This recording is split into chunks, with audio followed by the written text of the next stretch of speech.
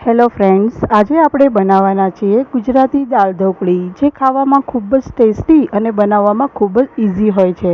તો આવો એવી ટેસ્ટી રેસિપી ચાલુ કરીએ.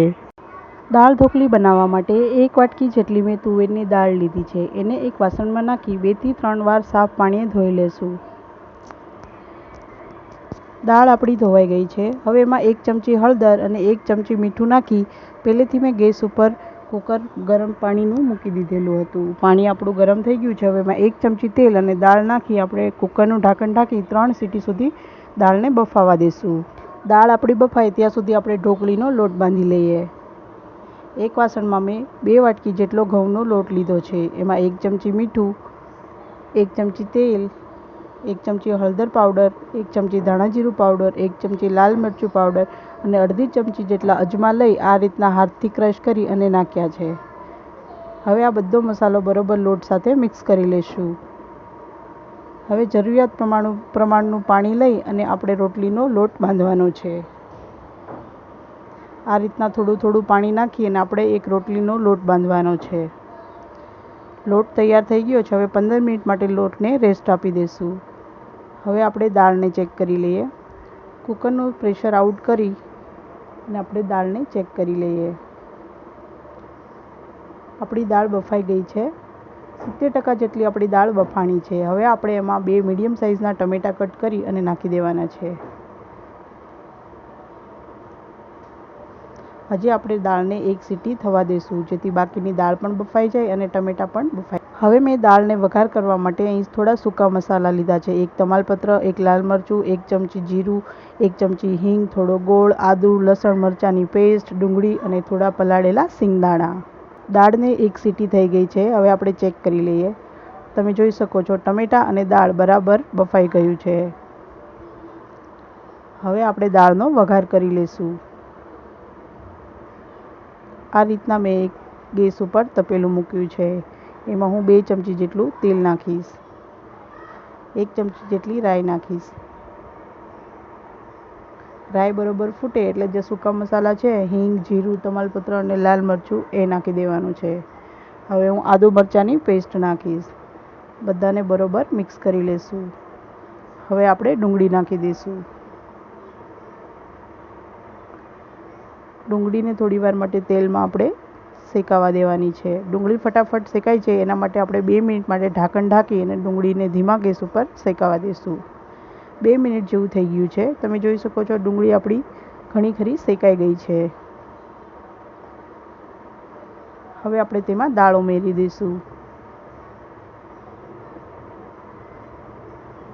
હવે આપણે દાળમાં 2 ગ્લાસ જેટલું પાણી ઉમેરીશું. તમારે જેટલી આછી દાળ જોતી હોય એ પ્રમાણે તમે પાણી ઉમેરી શકો છો. હવે હું અહીં પલાળેલા સિંગદાણા છે તે સિંગદાણા એડ કરી દઈશ. હવે આ રીતના આપણે તપેલાનું અડધું ઢાંકણું ઢાંકી અને દાળને આપણે ઉકળવા દેવાની છે. દાળ આપણી ઉકળે ને ત્યાં સુધી આપણે ઢોકળી વણી લઈએ. આ રીતના લોટમાંથી એક નાનો લુવો લઈ મીડિયમ સાઇઝની આપણે રોટલી વણવાની છે.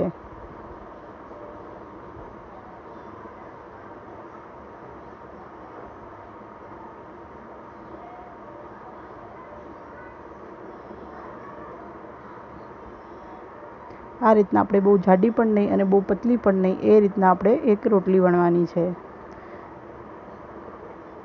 તમે જોઈ શકો છો રોટલીની આટલી થિકનેસ રાખવાની છે. હવે આપણે ચાકુના મદદથી રોટલીને નાના પીસમાં કટ કરી લઈશું. આ રીતના મીડિયમ સાઇઝના ટુકડા કરી લેવા. હવે આપણે જે આ રોટલીના ટુકડા કર્યા છે એને એક પ્લેટમાં ટ્રાન્સફર કરી લઈશું. આ રીતના આપણે ઢોકળીના બધા પીસને એક પ્લેટમાં લઈ લઈશું. હવે આપણી દાળ ઉકળી ગઈ છે. એમાં આપણે 2 ચમચી જેટલું લાલ મરચું પાવડર એડ કરીશું. આપણે લીલા મરચાં એડ કર્યા છે એટલે દાળને ટેસ્ટ કરી અને પછી લાલ મરચું પાવડર એડ કરવું. અહીં હું બધી ઢોકળી ઉમેરી દઉં છું.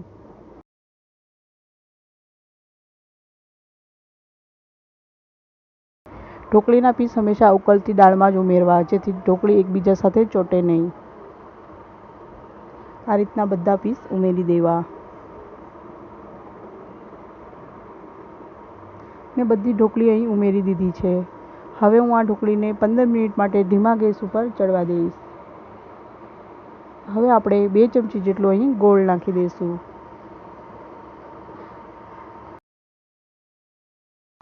બધા મસાલાને બેલેન્સ કરે અને દાળ ઢોકળીને ખાટો મીઠો ટેસ્ટ આપે એ માટે આપણે 2 ચમચી જેટલો ગોળ ઉમેર્યો છે. હવે આપણે ઢાંકણ ઢાંકી અને ધીમા ગેસ ઉપર 15 મિનિટ માટે દાળ ઢોકળીને ચડવા દઈશું. 15 મિનિટ જેવું થઈ ગયું છે. તમે જોઈ શકો છો ઢોકળી બધી ઉપર આવી ગઈ છે. એનો મતલબ એ છે કે ઢોકળી આપણી ચડી ગઈ છે અને દાળ પણ ઘાટી થઈ ગઈ છે. હવે આપણે દાળ ઢોકળી માટે એક વઘાર તૈયાર કરશું. આપણે પહેલાં પણ વઘારી હતી, પણ આજે ઇન્સ્ટન્ટ આપણે એક વઘાર તૈયાર કરશું જેથી તેનો ટેસ્ટ વધારે સરસ આવે. આપણે એક વઘાર પેનમાં 1 ચમચી જેટલું તેલ લીધું છે. અડધી ચમચી જેટલું જીરું એડ કર્યું છે. જીરુંને આપણે બ્લેક થાય ત્યાં સુધી તળાવવા દેવાનું છે. હવે આપણે 1 ચમચી જેટલી હળદર અને 1 ચમચી જેટલું લાલ મરચું પાવડર નાખી ગેસ બંધ કરી અને આપણે તરત જ તેને દાળમાં વઘારને એડ કરી દેવાનો છે. તમે જોઈ શકો છો દાળને ખૂબ જ સરસ વઘાર આવ્યો છે. જે રેસ્ટોરન્ટમાં સ્મોકી ફ્લેવર આવે ને એ રીતનો ફ્લેવર આવશે. તમે આ રીતના એકવાર દાળમાં ઉપરથી વઘાર જરૂર નાખજો. જીરાને એકદમ બ્લેક થવા દેવાનો છે. પછી હળદર અને લાલ મરચું પાવડર એડ કરી અને દાળમાં એડ કરવાનું છે. તમે જોઈ શકો છો સરસ મજાની અને જોતાં જ ખાવાનું મન થઈ જાય તેવી દાળ ઢોકળી બનીને તૈયાર થઈ ગઈ છે. ઉનાળામાં શાક રોટલી ખાઈ ખાઈને કંટાળી ગયા હોય ને તો આ ડીશ એકવાર જરૂર બનાવજો. ઘરમાં બધાને ભાવશે અને બનાવવામાં પણ એકદમ ઇઝી છે અને ટેસ્ટમાં પણ બહુ જ બેસ્ટ છે. તો આ રીતના એકવાર દાળ ઢોકળી બનાવી અને મને કોમેન્ટ કરજો કે તમને મારી રેસિપી કેવી લાગી. જો તમને મારી આવી જ ઇઝી રેસિપી સારી લાગતી હોય તો મારી ચેનલને લાઇક, શેર અને સબસ્ક્રાઈબ જરૂર કરજો. આવજો.